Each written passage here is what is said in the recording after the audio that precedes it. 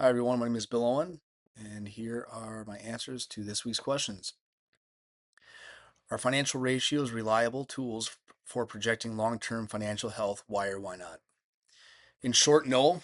Financial ratios should be used as indicators and building blocks to analyze the financial health of an organization.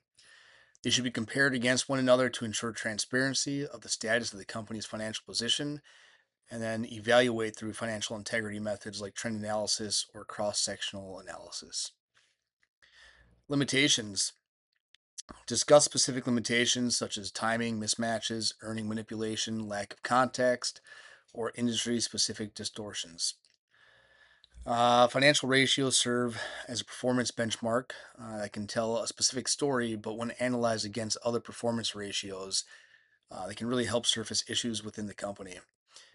One example would be an unusually low inventory ratio. That might signal an overstocking issue or an obsolete product, but it could also indicate overvaluation of products to boost asset value.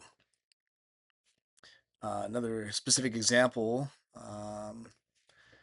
in 2012, Hewlett Packard acquired a UK software company called Autonomy for $11 billion. After the acquisition, HP found that Autonomy had inflated its value through improper accounting methods, resulting in an 8.8 billion overvaluation, which HP ultimately had to swallow after legal proceedings of the alleged overvaluation. From your analysis through a biblical lens, how do principles like integrity, vigilance, and stewardship guide us to use ratios more wisely? How can faith informed discernment prevent us from relying too heavily on metrics that are easily misinterpreted or manipulated? Financial ratios are great tools to measure the performance of a business, but the integrity of those tools will determine how useful they actually are.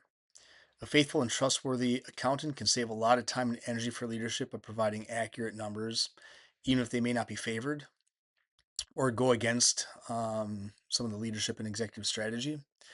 Likewise, the executive decision makers of the company have been entrusted to steward and diagnose those challenges, which involve discerning the numbers truly and see if they reflect the performance of the organization and if they align with their current strategies. Lastly, if I were to encourage the board of directors on looking beyond the numbers, I would encourage the board to take a broader, more holistic approach when analyzing these numbers and those ratios. The questions they need to ask themselves are: do those numbers and ratios match a growing pattern within the company, or do they align with previous or current investments or newly implemented projects or policies within the company? If they don't, then it's their job to analyze this further uh, on those reported numbers and ratios, and they may need to take a closer examination of why.